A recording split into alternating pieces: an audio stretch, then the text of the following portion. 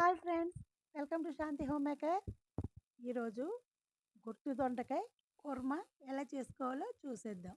ఇది అందరూ చేసే స్టైల్లో కాకుండా కొత్తగా ట్రై చేద్దాం. ఈ కూర అయితే చాలా రుచిగా ఉంటుంది.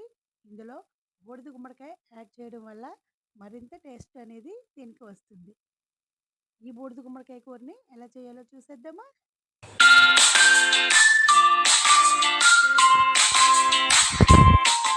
బూడిద గుమ్మడికాయ ఆరోగ్యానికి చాలా మంచిది. రెసిస్టెంట్ పవర్నిచ్చే ఈ బూడిద గుమ్మడికాయ చిన్న ముక్క అయినా రోజు ఏదో ఒక రూపంలో తీసుకోవాలని అందరూ చెప్తున్నారు. ఇది ఆరోగ్యానికి చాలా మంచిది. వెయిట్ లాస్ అవ్వడానికి కూడా ఈ కర్రీ ఎంతగానో ఉపయోగపడుతుంది. ఈ బూడిద గుమ్మడికాయ తినడానికి అందరూ ఇష్టపడరు. పిల్లలైతే అస్సలు తినరు. పోషక విలువలు పిల్లలకి ఎలాగైనా అందించాలి అనుకుంటే ఇలా కూర రూపంలో కానీ టిఫిన్లో కానీ యాడ్ చేసుకోవాలి. ఇప్పుడు నేనైతే ఈ దొండకాయ కర్రీలో బూడిద గుమ్మడికాయని యాడ్ చేసి కూర అయితే రెడీ చేస్తున్నాను. ఈ కూర చాలా రుచిగా ఉంటుంది. ముందుగా 2 ఉల్లిపాయలు సన్నగా తరిగి మిక్సీ జార్లో వేయాలి. అలాగే చిన్న బూడిద గుమ్మడికాయ ముక్క తీసుకొని ఇలా ముక్కలుగా కట్ చేసి ఈ ముక్కలు కూడా మిక్సీ జార్లో వేసి పేస్ట్ చేసుకోవాలి. ఇలా పేస్ట్ రెడీ అయిన తర్వాత దొండకాయల్ని నీట్గా కడిగేసుకొని ఇలా 4 భాగాలుగా కట్ చేసుకోవాలి. ఇవి పూర్తిగా కాకుండా సగంగా కట్ చేసుకొని స్టవ్ మీద బాణీలు పెట్టి అందులో ఆయిల్ వేసుకొని ఆయిల్ హీట్ ఎక్కిన తర్వాత దొండకాయల్ని చక్కగా వేయించుకోవాలి. పచ్చివాసన పోయి దొండకాయ స్మూత్గా వేగే వరకు వేయించుకోవాలి. ఇలా చేసి కనుక పెట్టారంటే పిల్లలు కూర చాలా ఇష్టంగా తింటారు. గుత్తి వంకాయ కన్నా కూడా ఈ గుత్తి దొండకాయ కూర చాలా రుచిగా ఉంది. దొండకాయ కూర ఆరోగ్యానికి చాలా మంచిది. ఇలా కనుక చేసి పెట్టారంటే అస్సలు వదలరు. మంచి కలర్ వచ్చేంత వరకు వేయించుకొని తీసేసి మిగిలిన దొండకాయ ముక్కలు వేసేసుకోవాలి. అరకిలో దొండకాయలు ఉండేలా తీసుకున్నాను. వీటిని 2 సగాలుగా చేసి వేయించుకోవాలి. ఇందులోనే బఠానీ వేసుకుంటే సూపర్గా ఉంటుంది. బఠానీ ఇష్టం లేని వాళ్ళు స్కిప్ చేసుకోవచ్చు.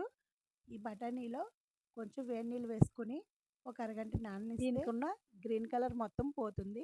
అప్పుడే ఈ బఠానీని వాడుకోవాలి. ఈ దొండకాయలు కూడా వేగిన తర్వాత తీసేసుకొని ఆయిల్ ఎక్కువగా అనిపిస్తే కొంచెం తీసేసుకోవచ్చు. లేదంటే అదే ఆయిల్లో శనగపప్పు, మినపప్పు, ఆవాలు, జీలకర్ర, 4 పచ్చిమిరపకాయలు, కొంచెం కరివేపాకు వేసి చక్కగా దోరగా ఫ్రై చేసుకోవాలి.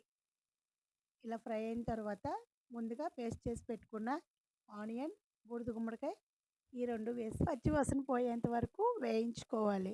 ఈ కర్రీ రైస్లోకి, చపాతీలోకి, సాంబార్లో సైడ్ డిష్ కింద కూడా చాలా రుచిగా ఉంటుంది.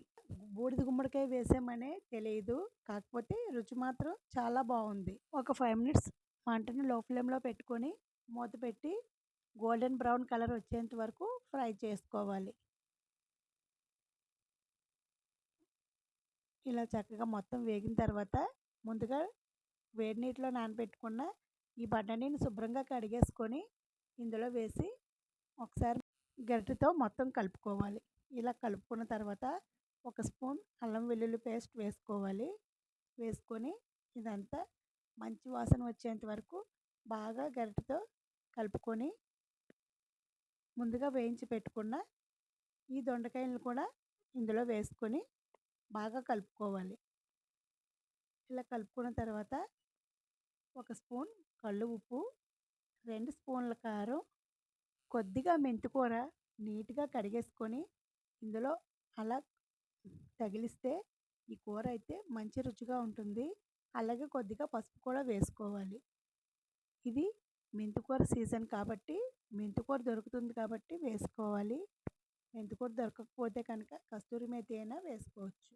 ఇదంతా ఒకసారి బాగా ఫ్రై చేసుకున్న తర్వాత మెంతికూర కొంచెం వేగిన తర్వాత ఒక గ్లాస్ వాటర్ వేసుకోవాలి. ఒక గ్లాస్ వాటర్ వేసుకొని మొత్తం కలుపుకొని మూత పెట్టుకొని 10 మినిట్స్ మీడియం ఫ్లేమ్లో ఉడికించుకుంటే ఈ కర్రీ రెడీ అయింది.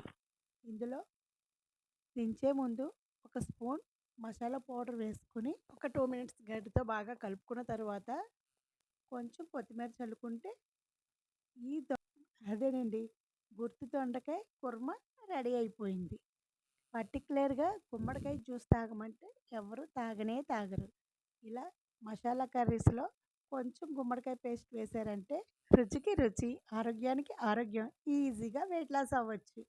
నచ్చింది కదా మీకు? నచ్చితే ఒక లైక్ ఇవ్వండి. మీకు ఇంకో విషయం తెలుసా?